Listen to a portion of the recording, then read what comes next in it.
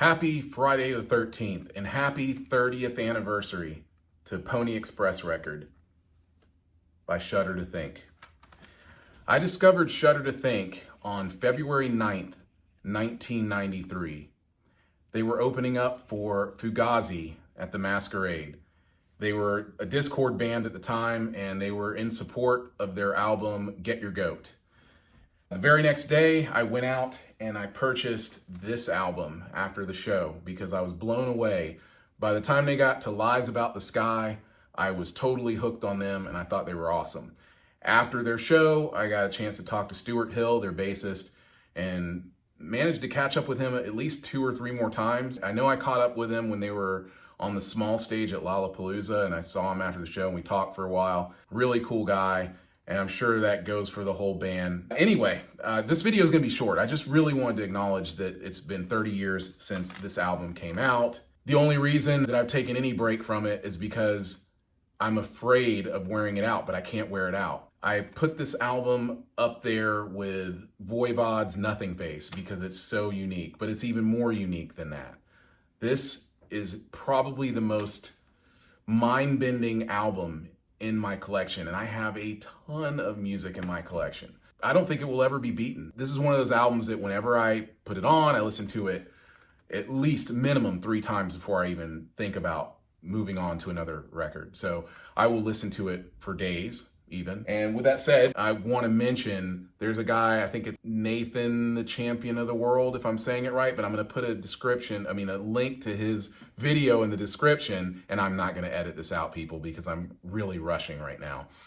So I'm going to put a link to his video in there because, quite frankly, I don't think anyone can do a better video than this guy. He did a magnificent video about Shudder To Think, and it's just, give him 13 minutes of your time. And if you like it enough, go on and subscribe to his channel. I mean, this guy still is not over 1,000 subscribers, and I discovered his channel years ago because of that video. And it's excellent. Like, I was like, wow, it's so well done that, I aspire to be able to edit and cut videos like this guy. So anyway, I just want to say thank you to Shudder To Think. It's just an amazing album. It's one of those albums that musicians really love. Deep music fans really love it. Time signatures, the changes, the breaks, everything about it. It's so unique.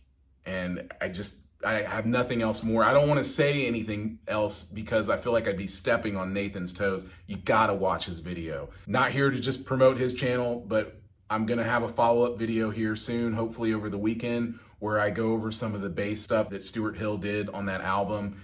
He basically played a rig exactly like what I have or had.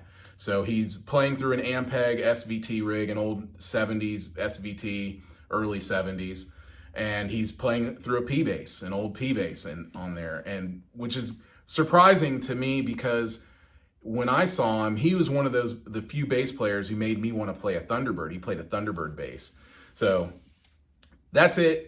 Just want to say happy 30th anniversary to Shudder To Think for creating, hands down, one of the most mind-bending and unique albums that I have in my collection or anything I've ever heard. That's enough of this video. I'm going to have another video out to you soon. It will be a follow-up to this. We'll go over the bass.